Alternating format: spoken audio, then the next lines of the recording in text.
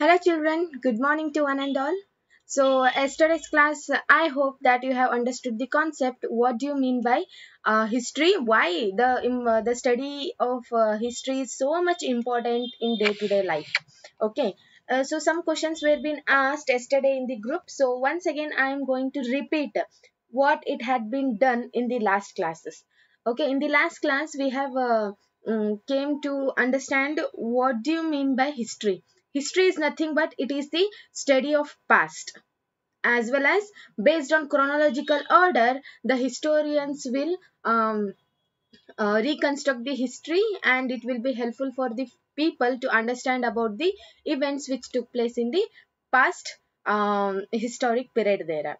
And why the study of history is important, I have told, to understand the people and the society. So at present what the society has is there, this kind of society was not there in the past days of history. Okay, we will see lot of practices, evil practices, as well as a lot of the people were been exploiting the low caste people, as well as the people belonging to the untouchability. Those category of the people were been badly exploited there.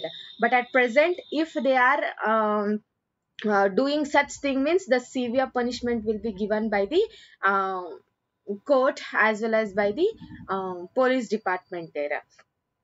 Okay, so to understand the people, how the people were been living in the past days and present days, and about the society at present, what are the changes you have seen? That changes we can't see in the last days of history there.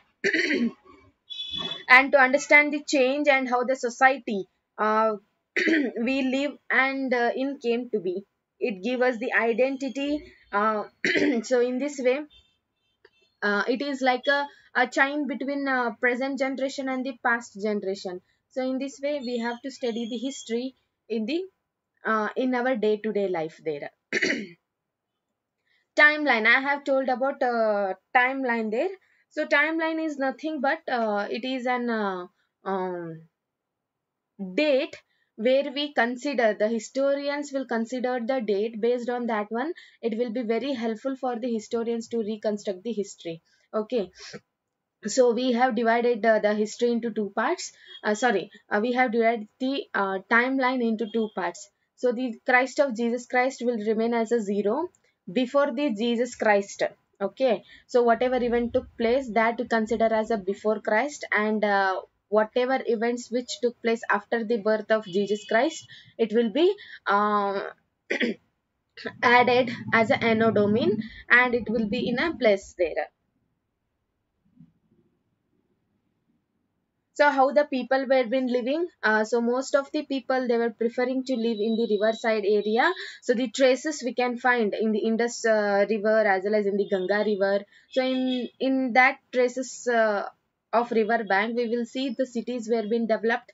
The people started their occupation for the first time in the riverside area only.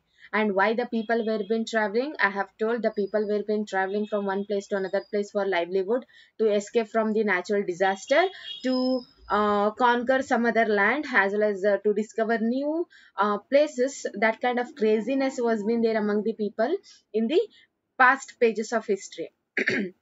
So in this way the people, they were traveling from one place to another place. So in today's class, this is all about the yesterday what we have discussed about history. So in today's class, we are going to learn some of the sources which is very helpful to understand the history very well there. So without these kind of resources, it is unable for the historians to reconstruct the history, and what it has happened in the past pages, we can't able to see that one, as well as we can't able to hear that one. So these are the some of the important sources which is available for us. And how our country was called as a India, and our country was named as a different kinds of names there. Hindustan is there, India is there, Bharat is there. So how these name came into existence, who were the person who used India for the first time. So in today's class we are going to discuss about these things only. Okay, shall we move to the further session? Yes. So name of the land, Our country frequently, we will hear our country is called in the name of India and Bharat. So the word India comes from the Indus, which is called in the Sanskrit word Sindhu River. Okay, from the Indus River, our country name was named as India. So the Iranians and the Greek who came from the northwest were familiar with the Indus River. So they were calling in the name of Hindus or Indos. Afterwards, it was being changed as a India there. Same thing, the Bharat. Bharat was used, the name Bharat was used for the group of the people who lived in the northwestern part of our country. So, among that community only, one community was called as a Bharat as well as Bharat. So, those people were been ruling in the Rig Vedic period. So, it was been mentioned afterwards, later on, they mentioned the name of that community called Bharat as a country's identity there. So later it was used for the country. So in this way, our country was called India and Bharat uh, in this way. So the India, it came from the word called Indus. In Sanskrit, for Indus river, we call in the name of Sindhu. So the Iranians and the Greeks who were familiar with the Indus river from northwest part of our country, they were coming inside our country and doing the trading there. Iranians as well as Greek, some Roman people. They were coming and visiting from northwest part of our country. So they were familiar with that one. So they named our country as a Hindus as well as Indos there. So our localite people only, they started calling our country in the name of Bharat as well as Bharat. So Bharat was a group of people, those were living in the northwest part of our country, and it was very powerful community where they were conquering many places, and they were gathering into one administration there. So this community was very powerful. So in the name of this community only, later on our country was being named as a Bharat. So finding about the past, what do you mean by finding about the past? Something will be there na, how we have to find out our past, how we will come to know about the past. I have told Bharat as well as India, how the historians will come to know about that one. Is there any sources? Yes, there are some sources to understand about the past events which took place in the long days back as well as long ago. So finding about the past, in this concept we are going to learn what is the importance of sources in history. So in this one, we can learn about the events of past from many sources. These are literary, archaeology, and oral sources. So from this we are going to get lot of information about the past there. So what do you mean by literary, archaeology, and oral sources? Literary sources is nothing but it refers to a written um, sorry written accounts from the past and provide the information about political, economic, etc., which took place during that period, and which they are being written in a papers there. In which papers I am going to in detail we are going to learn about these resources in the further sessions there. So literary sources means it is a written record. In a easy way, if I tell, means literary sources are the written records which gives which give the information about the political, economical, social, cultural, each and every aspects are being covered in the literary sources there. So these are the written records which are available for us to understand what kind of events were being written as well as it was being done in the past events there. Next one is the archaeological sources. So these refers to the objects like monuments, temples, stupas, coins, paints, sculptures, pottery, and jewelries. even coins. These are the objects. By keeping this kind of objects, we will come to know what kind of condition was been there, how the people were been living, even buildings also. You can see the old buildings nearby your area as well as nearby your district only, like which has been constructed by the kings as well as by the powerful any kind of kingdoms which were present during that time. So you will have little bit information about those things also. So how they will come to know?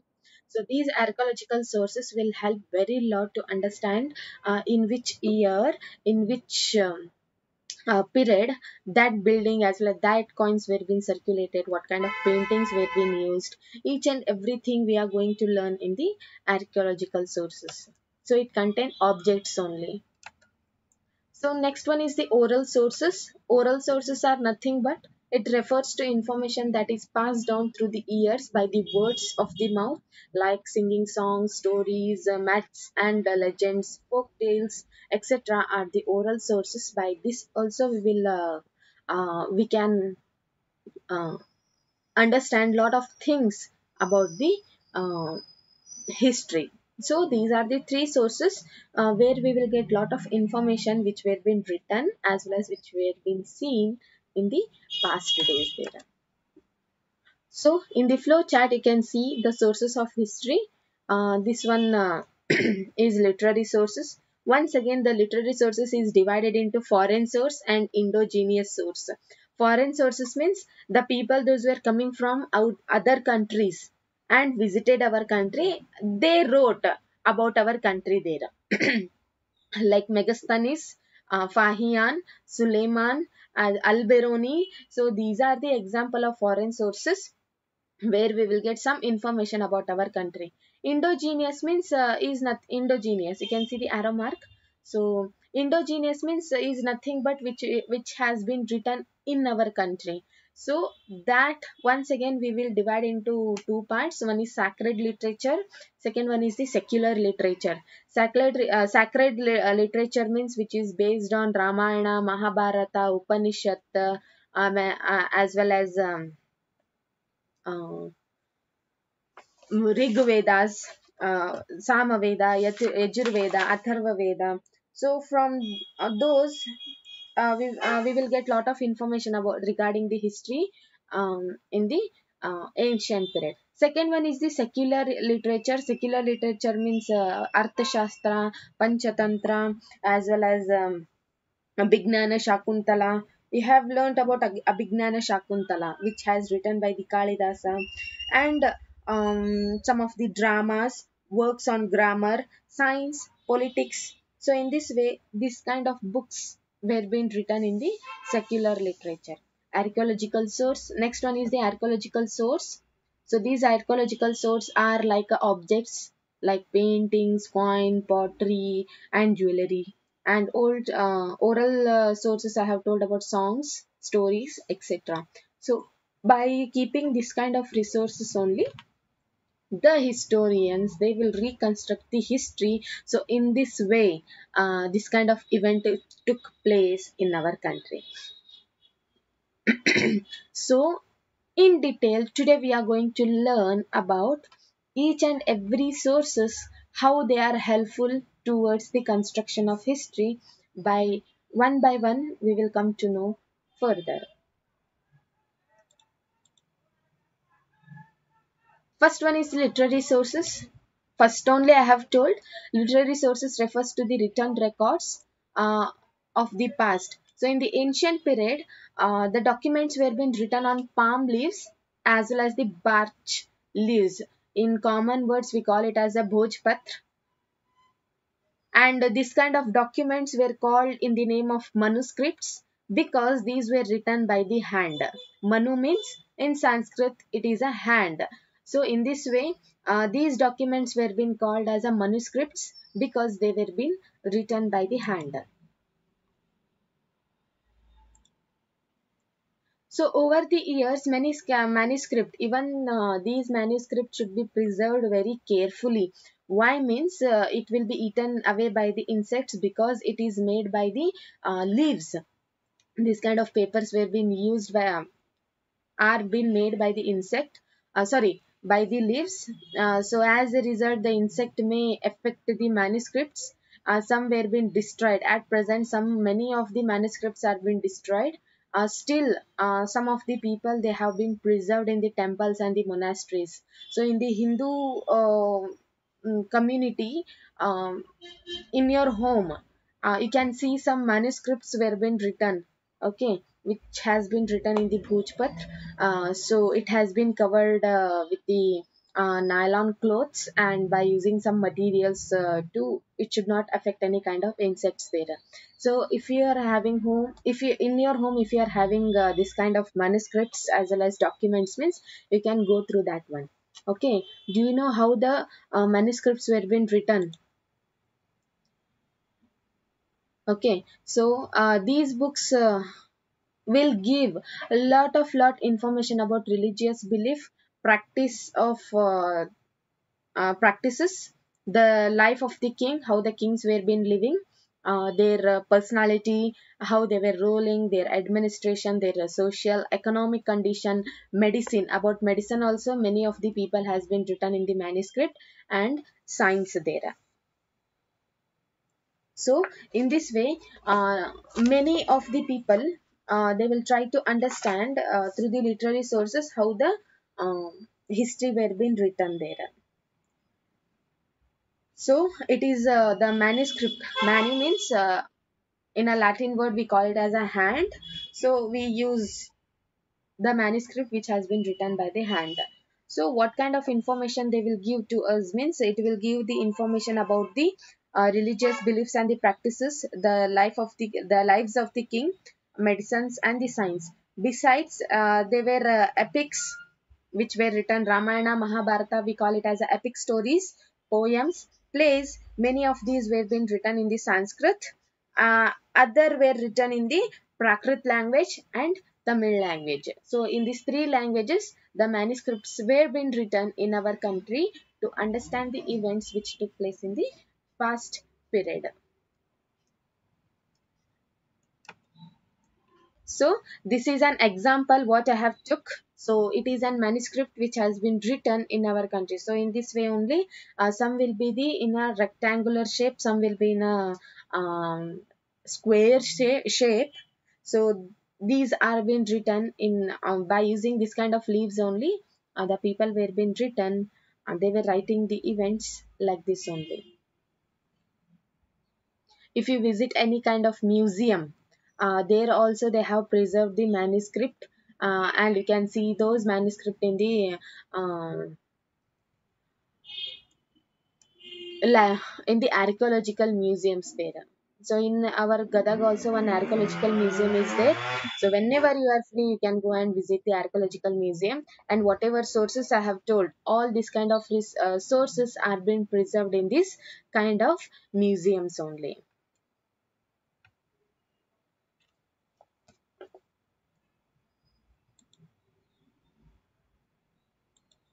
So, in the next session, I'm going to discuss about the archaeological sources which were being find out how the archaeological sources are very much important to understand the events of history. Okay, so in the next session, I'm going to explain about the archaeological sources and the oral sources which were being written. So, what are the importance of archaeological sources? What are the pictures? I am going to show some of the pictures to you people to understand about the archaeological sources there. So till here, if you are having any kind of doubt, you can ask the question in the group, so that it will be, I will try my level best to sort out your problem.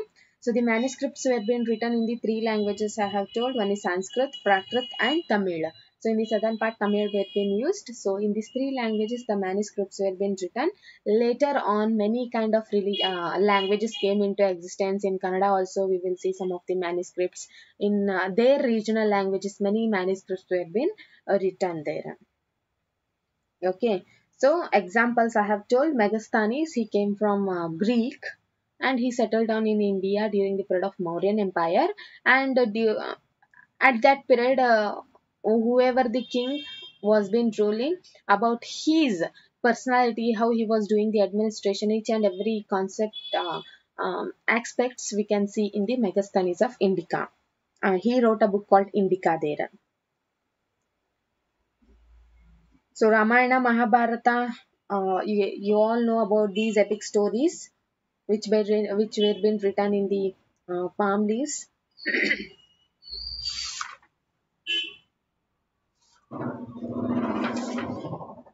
So in the next session, I am going to continue about the archaeological sources, and this is the last concept about to understand the past history.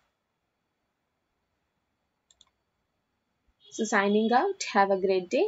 Bye everyone.